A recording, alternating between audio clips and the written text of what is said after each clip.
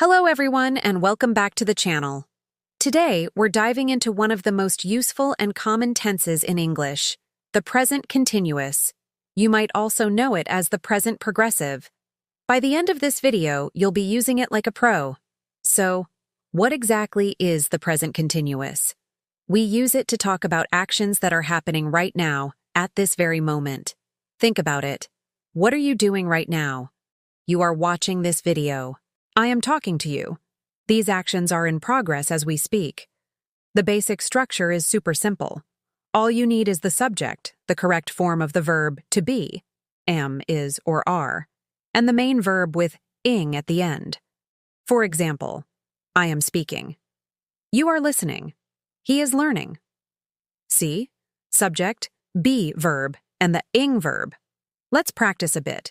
If the subject is I, we use am. I am reading a book. If the subject is he, she, or it, we use is. She is cooking dinner. It is raining outside. And if the subject is you, we, or they, we use are. We are studying English together. They are playing football in the park. Easy, right? Now, let's talk about making negative sentences. It's just as straightforward. We simply add the word not after the be verb. So, I am speaking becomes, I am not speaking. She is cooking becomes, she is not cooking. And they are playing becomes, they are not playing. We can also use contractions which are very common in spoken English.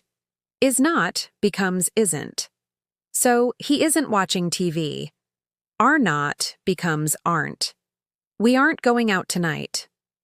For I am not, the contraction is a bit different. We usually say, I'm not. For example, I'm not feeling well today.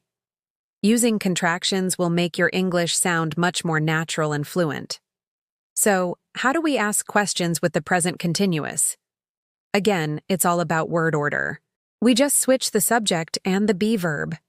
The statement, you are learning English, becomes the question, are you learning English? The statement, he is working, becomes the question, is he working? And for a statement like, they are coming to the party, the question is, are they coming to the party? To answer these yes-no questions, you can use short answers. For example, is she reading? Yes, she is. Or no, she isn't. Are they sleeping? Yes, they are. Or no, they aren't.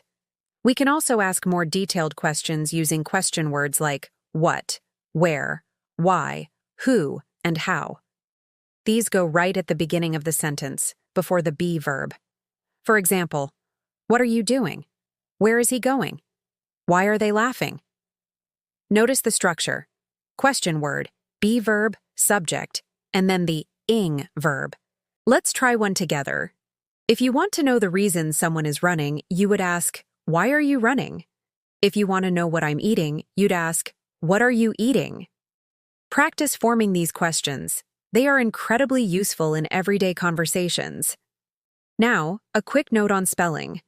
For most verbs, we just add ing. Talk becomes talking. Eat becomes eating. But there are a few rules to remember. If a verb ends in a silent E, like make or take, we drop the E before adding ing. So make becomes making and take becomes taking. Another rule is for short one-syllable verbs that end in a consonant-vowel-consonant pattern, like run or sit. For these, we double the final consonant. Run becomes running with two N's, and sit becomes sitting with two ITs. Don't worry if this seems like a lot to remember. With practice, it becomes second nature. So, we know the present continuous is for actions happening right now. But guess what? It has other uses too. We can also use it to talk about temporary situations. These are things that are happening around now, but not necessarily at this exact second. For example, I could say, I'm reading a really interesting book at the moment. I'm not reading it this very second because I'm talking to you, but it's something I'm in the middle of doing in my life right now. Or, she's living in London for a few months. This is a temporary situation. She doesn't plan to live there forever. This is different from the present simple. which we use for permanent situations, like she lives in Paris. Another fantastic use of the present continuous is for talking about future plans and arrangements. This is especially common when the time and place have been decided. For example, I'm meeting my friends for coffee tomorrow morning, or we're flying to Italy next week. Even though these events are in the future, we use the present continuous to show that they are fixed plans. What are you doing this weekend? Is a very common question you'll hear. A great answer could be, I'm visiting my parents, or I'm not doing anything special. Using the present continuous for future plans makes you sound very natural. There's one more common use I want to share. We can use the present continuous with words like always, constantly, or forever to talk about things that happen very often, usually in a way that is annoying or surprising. The tone of voice is important here.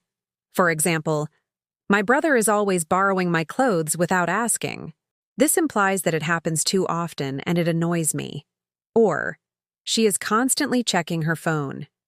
It has a slightly negative or critical feeling. It's a bit different from the present simple, he always borrows my clothes, which is just a statement of fact. This use adds a layer of emotion to your sentence. Finally, it's important to know about stative verbs. These are verbs that describe states, feelings, or thoughts, not actions. Verbs like know, believe, understand, love, hate, want, and need are typically not used in the present continuous form. We wouldn't say, I am knowing the answer. Instead, we say, I know the answer. We say, I want a cup of coffee, not, I am wanting a cup of coffee. These verbs describe a state of being, not a dynamic action. So remember, if the verb is about a state or a feeling, you should probably use the present simple instead. So let's do a quick recap. We use the present continuous for actions happening right now. I am talking. For temporary situations, he's working in our New York office this month. For definite future plans, they're getting married on Saturday. And to describe annoying, repeated actions, you're always leaving the door open. The structure is subject plus am is are plus verbing. Remember the spelling rules and be careful with those stative verbs. The best way to master this is to practice. Look around you right now. What is happening? The sun is shining. A bird is singing. People are walking down the street. Try to make sentences about what you see and what you are doing. Thank you so much for watching today. I hope this lesson was helpful and that you're feeling more confident about using the present continuous. If you have any questions, please leave them in the comments below, and I'll do my best to answer them. Don't forget to like this video if you learned something new and subscribe to the channel for more English grammar lessons. See you in the next video.